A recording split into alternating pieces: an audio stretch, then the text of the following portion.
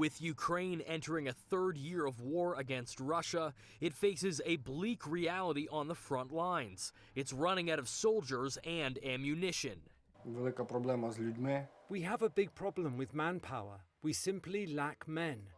People have lost the enthusiasm which they had at the beginning of the full-scale invasion. We need big reinforcements. Many people here are tired. Kyiv has been calling for new funding from its allies for months as it struggles to bankroll its fight against Russia.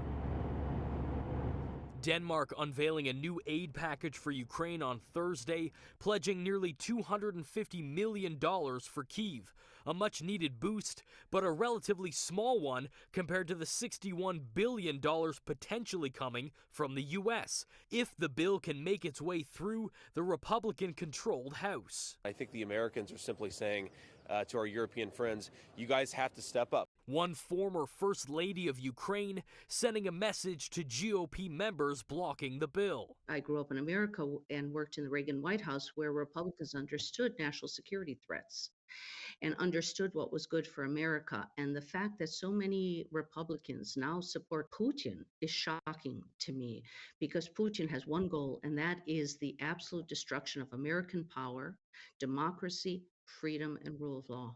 President Joe Biden has been calling for a bipartisan aid bill for months, but it's name-calling that's drawing the ire of Moscow this week. While speaking in San Francisco, Biden called Russia's Vladimir Putin a, quote, crazy SOB. Here's the reaction from Kremlin spokesperson Dmitry Peskov. The use of such language against the head of another state by the President of the United States is unlikely to infringe on our president, but probably it debases those who use such vocabulary. It may seem like an attempt to appear as a cowboy from Hollywood. Putin ally and former President Dmitry Medvedev also calling Biden a, quote, useless old geezer. The latest rift comes as a California woman has been arrested in Russia. The dual national was taken into custody on suspicion of treason for raising funds for the Ukrainian army and now faces 20 years in prison. Her employer says she only donated $51 to an American charity that supports Ukraine.